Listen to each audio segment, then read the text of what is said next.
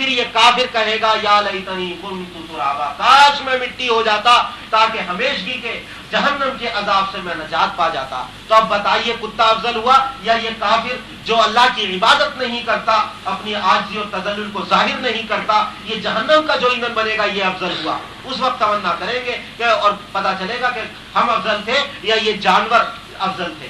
بہرحال تو جو اللہ نے ان سیاروں کو نماز اور عبادت عطا فرمائی، وہ اللہ نے انسان کی عبادت کے اندر جمع فرمائی۔ اللہ نے پہاڑوں کو کی عبادت الہام فرمایا کہ تم حالت تشہد اور حالت قعود میں رہو، بیٹھنے کی حالت میں رہو۔ اللہ نے ہماری نماز کے اندر تشہد عطا فرما دیا کہ ہم حالت تشہد میں بیٹھتے ہیں، 4 رکعت ہے تو 2 رکعتوں کے بعد اور 2 رکعت ہے تو آخر میں، اور پھر ہم سلام پھیر دیتے ہیں۔ یہ پہاڑوں کی عبادت اللہ نے ہماری نماز کے اندر عطا فرمائی۔ پرندوں کی، اڑنے والے پرندوں کی اللہ نے ہماری نماز کے اندر ان کی عبادت کو اور نماز کو جمع فرما دیا کہ وہ کبھی اوپر کبھی نیچے، کبھی اوپر کبھی نیچے پرواز کرتے ہیں، کبھی اس شاخ سے اس شاخ پر، کبھی اس ٹہنی سے اس ٹہنی پر۔ اسی طرح ہم کبھی رکوع میں جاتے ہیں، کبھی سجدے میں جاتے ہیں، کبھی حالت قومہ میں ہوتے ہیں، کبھی حالت قیام میں ہوتے ہیں، کبھی جلسے میں ہوتے ہیں، کبھی رکوع میں ہوتے ہیں۔ جس طرح یہ پرندے اوپر نیچے ہو کر، چہچہا کر اور طرح طرح کی زبانیں اور بولیاں بول کر اللہ کی عبادت کر رہے ہیں، ہم بھی حالت قیام میں دوسری قرات کر رہے ہیں، قرآن کریم کی تلاوت کر رہے ہیں۔ یہ الگ ہماری بولی۔ جب رکوع میں جائیں گے تو ہماری تصویر بدل جائے گی، ہم سبحان ربی العظیم یا دوسری دعائیں پڑھیں گے۔ جب ہم اٹھیں گے تو دوسری تسبیح پڑھ کر اٹھیں گے، اور جب ہم سجدے میں جائیں گے اللہ اکبر کہہ کر تو وہاں جا کر ہماری تسبیح بدل جائے گی۔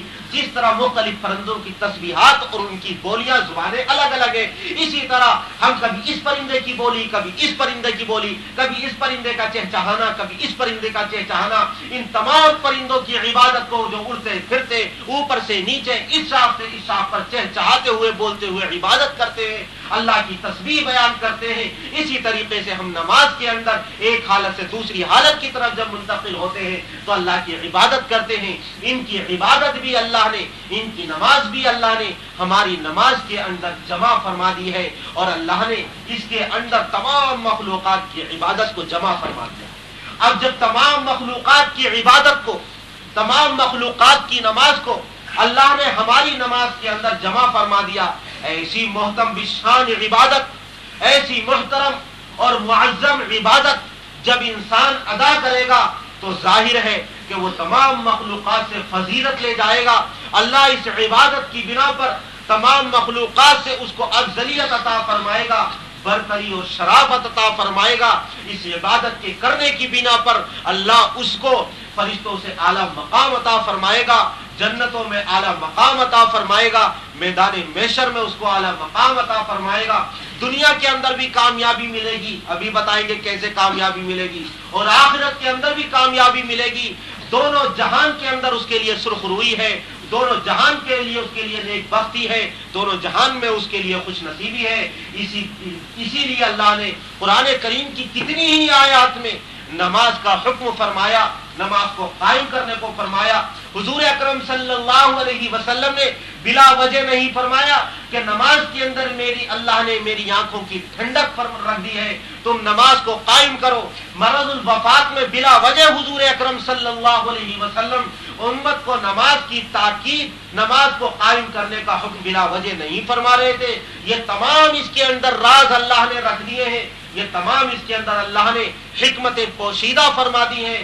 کاش ہم اس کو جان لیں، اور پھر ہم اگر فضیلت اور برتری چاہیں، جانوروں سے افضل بننا چاہیں، چرند پرند سے افضل بننا چاہیں، اشجار و احجار پر فوقیت لے جانا چاہیں، تو ہمیں اس عبادت کو ادا کرنا پڑے گا، اور اہمیت کے ساتھ، پابندی کے ساتھ، جماعت کے ساتھ، اور خشوع اور خضوع کے ساتھ، آداب کے ساتھ، مستحبات کے ساتھ، واجبات اور فرائض کے ساتھ، طہارت کے ساتھ، تمام چیزوں کے ساتھ جب ادا کریں گے، جب ایک مجسم شکل نماز کی وجود میں آئے گی، اور پھر اللہ اس نماز کی وجہ سے دنیا کے اندر بھی کامیابی عطا فرمائے گا، آخرت کے اندر بھی کامیابی عطا فرمائے گا۔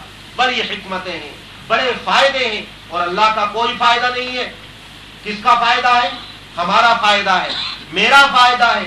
العیاذ باللہ، نعوذ باللہ، پوری دنیا کے اگر مسلمان یا پوری دنیا کے انسان اللہ کی عبادت نہ کرے، اللہ کے حضور اپنی پیشانی اور ناک کو نہ رگڑے، اپنی عاجزی اور تذلل کا اظہار نہ کرے، تکبر کرتے پھرے، رعونت اور طغیانی سرکشی ان کے اندر آ جائے، تو کیا اللہ کے مالک الملک، مالک السماوات والارض، زمین اور آسمان کے بادشاہ ہونے کے اعتبار سے کوئی فرق آ جائے گا؟